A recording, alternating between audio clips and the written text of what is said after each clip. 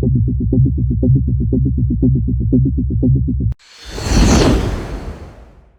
वक्त मैं मौजूद हूँ नगर परिषद बीहट में, जहाँ पर एक फिरौती का मामला सामने आया है। इस वक्त हमारे साथ मौजूद हैं आरजेडी के महिला सेल के अध्यक्ष दूला देवी जी, जिनसे फिरौती की मांग की गया है। ये जानते हैं हमसे कि उस दिन क्या घटना हुई थी।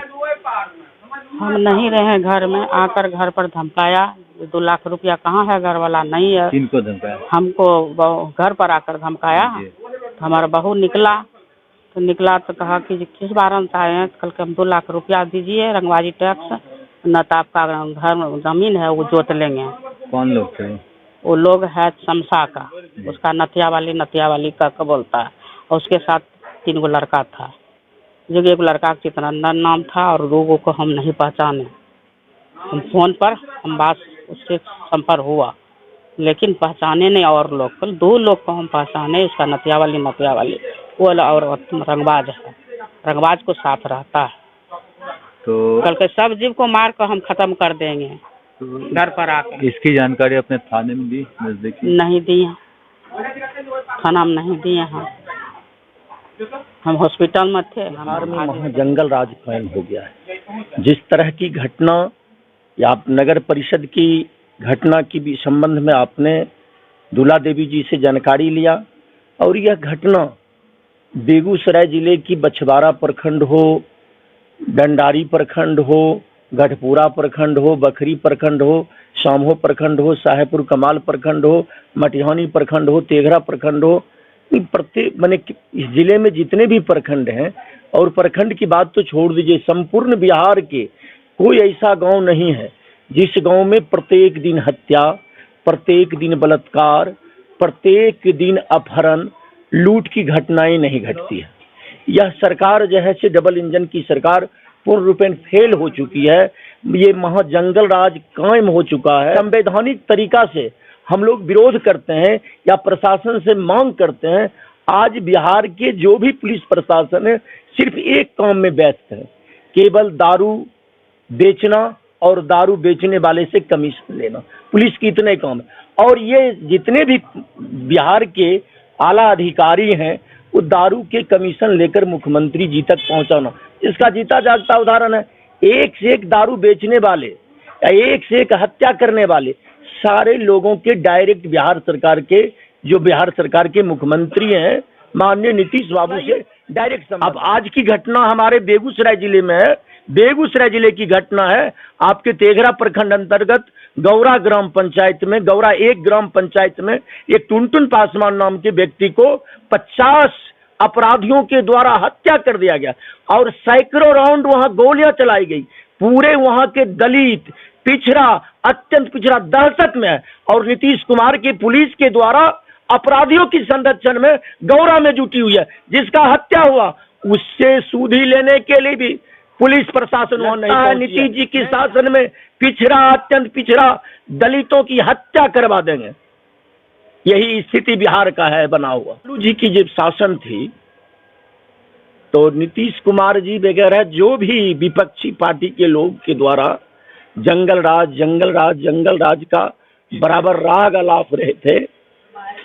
अब तो पहली बात यह सुन लीजिए, वो जंगल राज लालू जी के शासनकाल में था। उनके शासनकाल और श्रीमती राबड़ी देवी के शासनकाल की जो अपराध की ग्राफ थी, वह लूट की घटना हो, छितने की घटना हो, अपहरण की घटना हो, हत्या की घटना हो, बलात्कार की घटना हो, इससे 40 गुना ज्यादा आपराधिक घटनाएं नीतीश कुमार जी के शासन में घट रही है। फिर भी सुशासन। मैंने कहा बिहार में महा जंगल राज कायम हो गया। रही रोजगार की बात, नीतीश कुमार जी 15 साल से ज्यादा दिनों से शासन में बिहार में है। नीतीश कुमार जी यह बतला दें कि एक भी सुई का फैक्ट्री लगा सके बिहार में, एक भी सुई का फैक्ट्री। आप अपने बाल बच्चे को शिक्षित करिए, उसके बाद अधिकार स्वतः आपको मिल जाएगा। और इन लोगों के शिक्षा के लिए आदरणीय लालू प्रसाद यादव जी ने प्रथम मुख्यमंत्री काल में 6 विश्वविद्यालय के स्थापना करने का काम किए। नीतीश कुमार जी, मैं आपसे पूछना चाहता हूं, आप कलम की बात करते हैं। आपके शासनकाल में बिहार में कै गो विश्वविद्यालय की स्थापना हुई, कै गो इंजीनियरिंग कॉलेज की स्थापना हुई, कै गो मेडिकल कॉलेज की स्थापना हुई। केवल इनका काम है जनता को मूर्ख बनाकर जनता को ठगने का काम करते हैं नीतीश जी। नीतीश जी के शासनकाल में जिस तरह की घटना घट रही है, जिस तरह से बेरोजगारी बढ़ रही है, इनको नैतिकता के आधार पर मुख्यमंत्री के रूप में बिहार में रहना ही नहीं चाहिए। ये सृजन घोटाला से सीताराम सिंह की हत्या कांड में अभियुक्त हैं, 302 के मुजरिम हैं। इनके रीजन में सृजन घोटाला कई हजार करोड़ को हुआ और इस तरह की कई घोटाला हुए जिसमें नीतीश जी शरणम गच्छामी मोदी जी के पास है।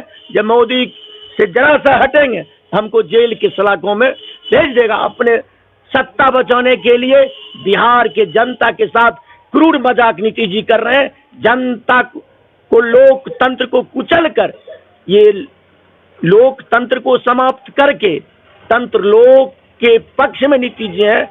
आज बिहार से लेकर पूरे देश में लोकतंत्र समाप्त हो गया है, तंत्र लोक हावी है।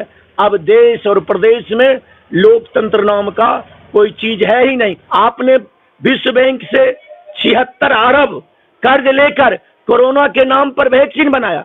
आज जब डबल डोज वैक्सीन लेने के बाद फिर कोरोना क्यों? ये कोरोना के नाम पर भी महागबन हुआ है।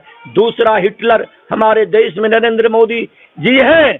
जिस तरह से हिटलर जर्मनी में जब जनता अपने अधिकार की बात करता था तो वहां जाति और धर्म लोगों के उलझा देता था।